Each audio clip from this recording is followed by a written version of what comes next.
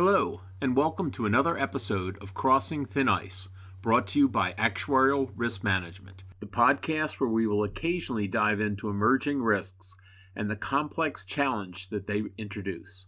I'm Dave Ingram, and as always, I'm joined by Max Rudolph. Today, Max will be revisiting one of our most downloaded topics, spillover diseases, for our 46th podcast. I was going to say our most popular podcast, but I seriously doubt that spillover diseases are all that popular.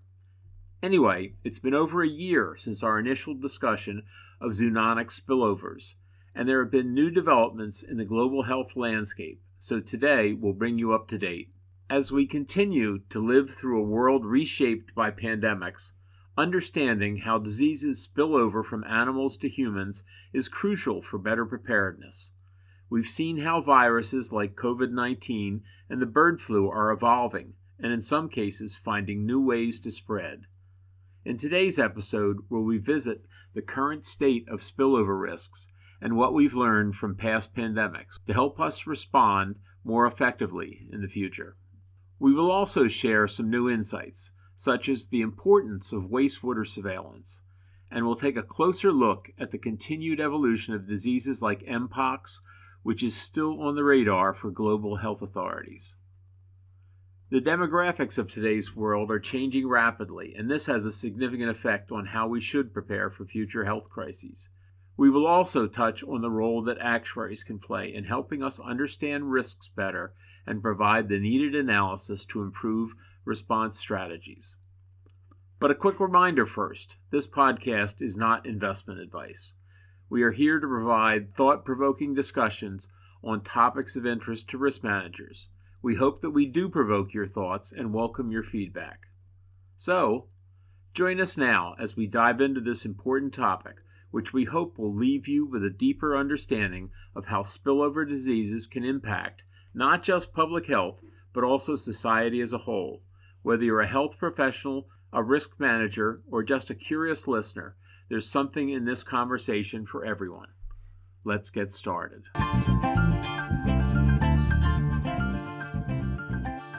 One of our most popular topics to date, spillover diseases, was posted in early 2023.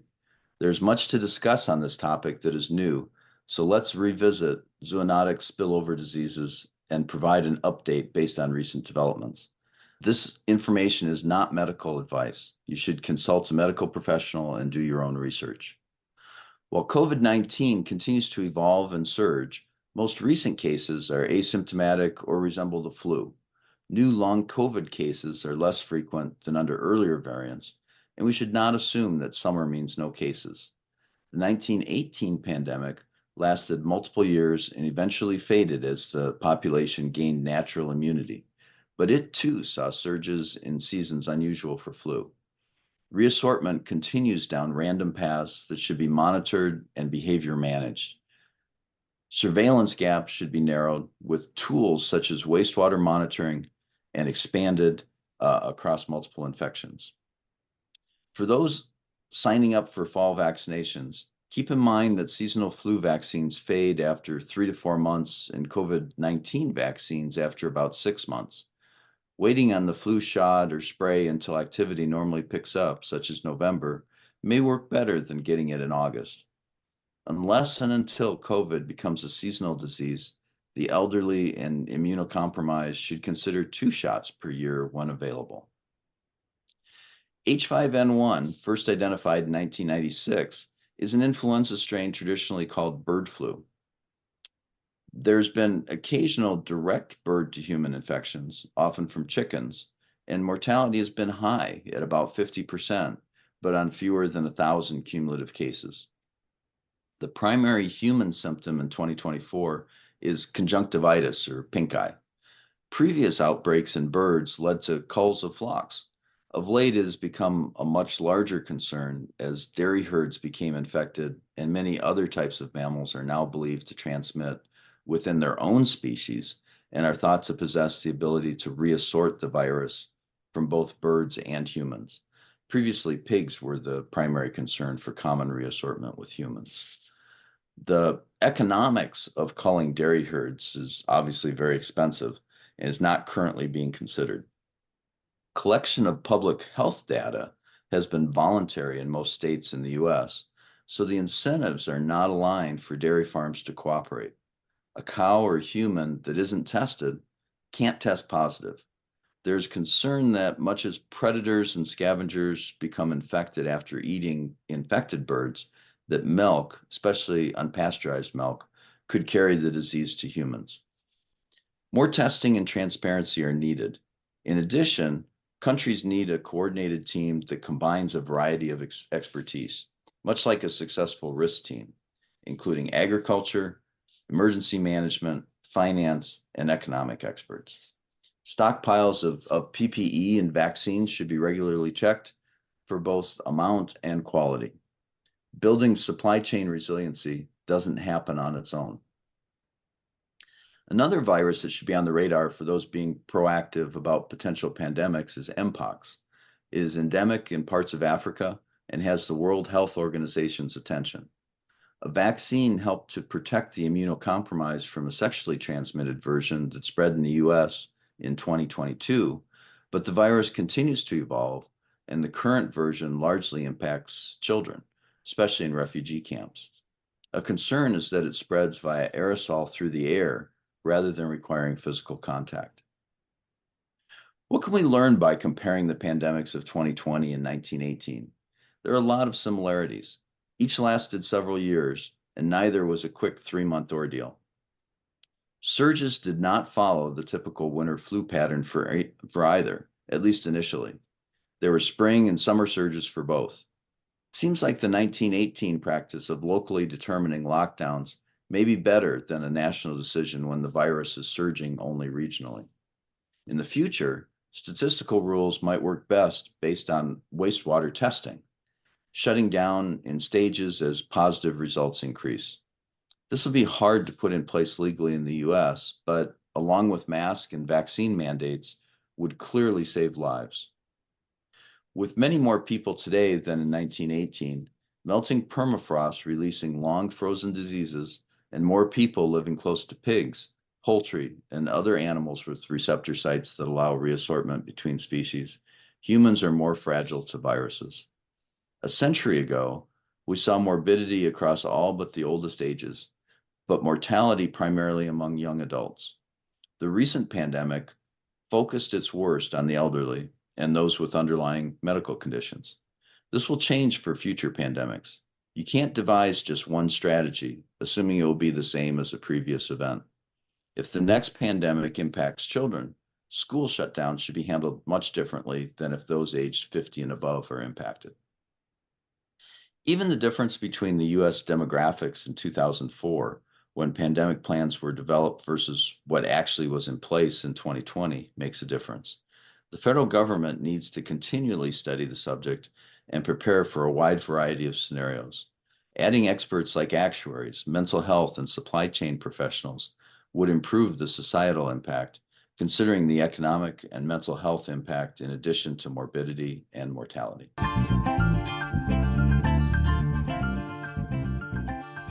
Now we want to tell you about ARM's ERM Advisory Services. Our ERM Advisory team, led by Dave Ingram and Max Rudolph, is available to provide a wide range of support to your enterprise risk management program. For example, we provide ERM training and education for insurer boards, executives, risk management staff, and general employees. The Crossing Thin Ice series of newsletters, webcasts, and podcasts, which you just listened to, are examples. A full range of ERM topics are available for presentation in person, live via webcast, or delivered as a recording for general ERM education or advanced training. And we can adapt our material to align with your existing or planned ERM approach. You can even mix and match, reserving us for a day or more with time split between education and risk discussions.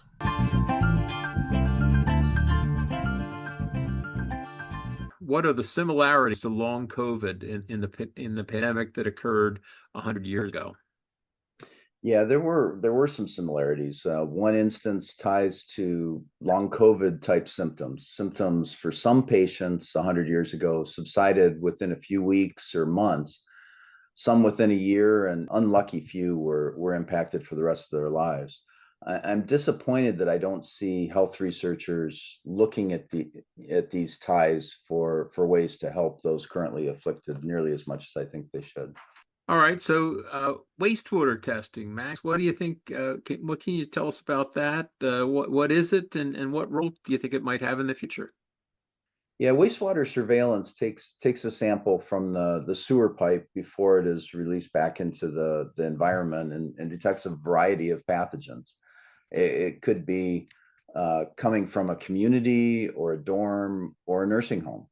Um, the goal, the cost is small, and many viruses and other diseases can be tested for and often identified prior to people feeling sick, which is huge.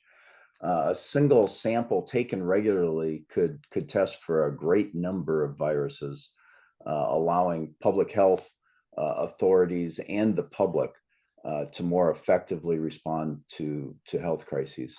Unfortunately, lawyers have become involved from a civil liberties perspective. If these types of testing are allowed to advance, I believe lives will be saved and shortcomings in past responses could be improved. So, what should we be watching for in the future for influenza in general, and in particular H5N1 version of influenza and its prevalence in cows? Yeah, some of this is moving pretty quickly.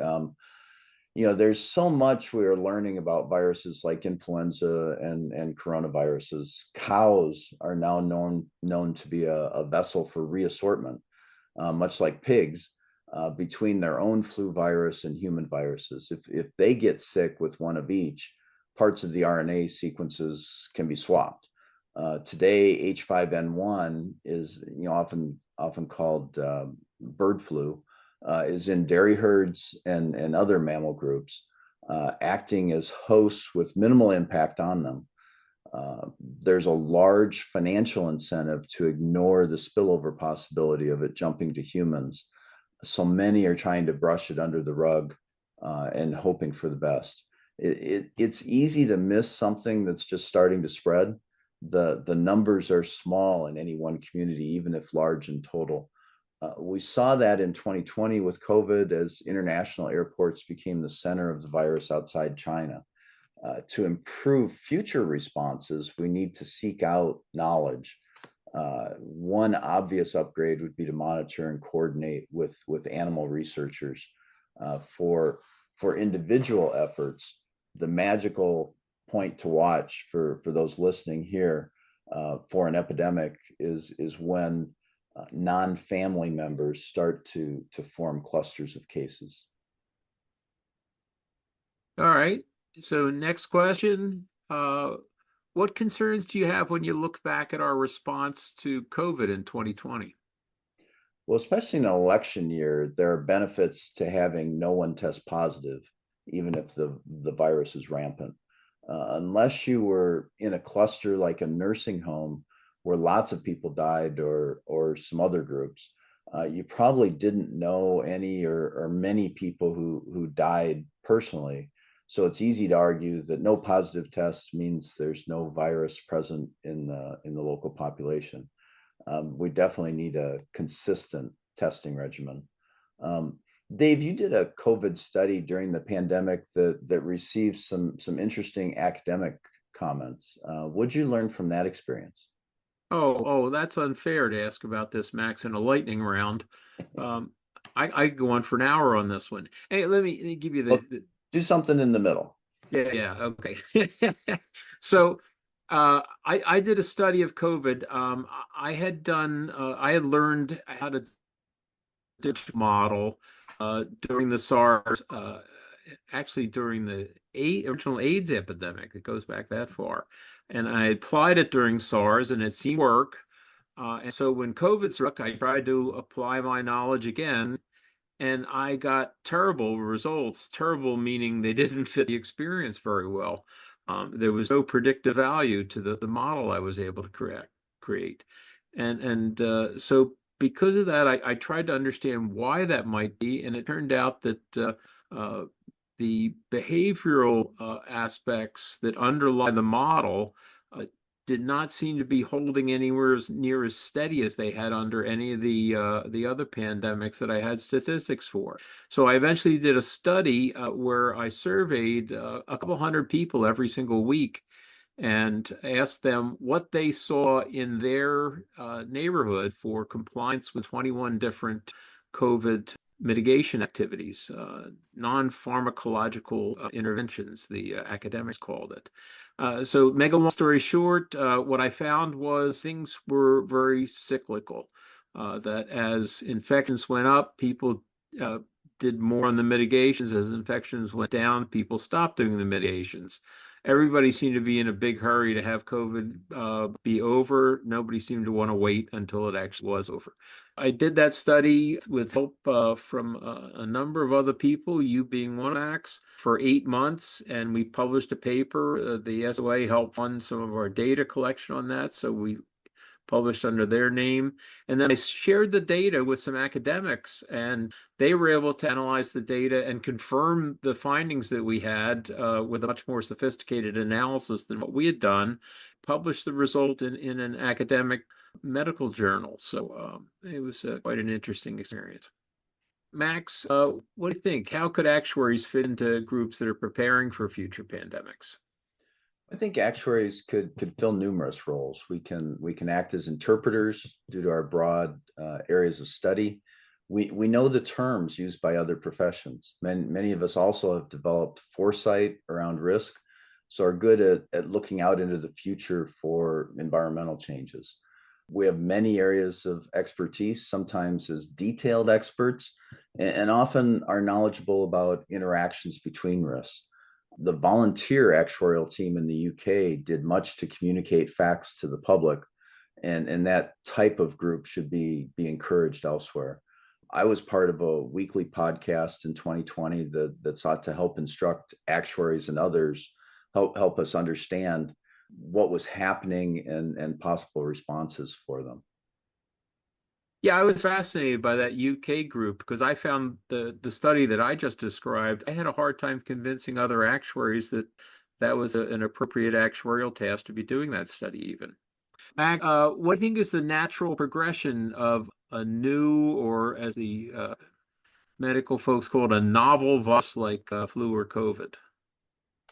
Yeah, every coronavirus in existence today, except the most recent one, COVID-19, eventually became the common cold. And I think that COVID-19 is evolving in that direction. The 1918 flu went through several reassortments that generated surges over several years in various seasons, but eventually ended up as what we now call H1N1 and as a winter flu. There's no reason to expect future variations of these viruses won't do the same. Although we're likely to have the initial challenges of the most severe pandemics, so we need flexible vaccination methods along with other tools designed to slow transmission. So, Max, how has the U.S. evolved demographically since 2004, which is when the White House put out their major pandemic planning report? What can we learn for the future? Yeah, the 2020 population in the US was about 10% larger and materially older, making it more susceptible to a virus that left a strong impact on the elderly. By 2020, we were more comfortable putting older generations in nursing homes, and that's reflected in long-term care pricing issues that we've had on the insurance side. Although this could be changing back since it created locations that spread COVID quickly. Staffing for nursing homes is making it hard for them to survive, especially in rural areas. And this experience has made it harder for families to turn a parent over to others. Every pandemic is unique, but each one has similarities for those who seek them out. It's it's important to consider age-adjusted rates that hold the demographic mix constant. That way you can focus on deaths at specific ages that occur in different years. Surprisingly to me, demographics change quickly enough that this information can be created from basic statistics that seem right on first review. This is another role for the actuaries is to try to help the public understand what substitute facts for appearances.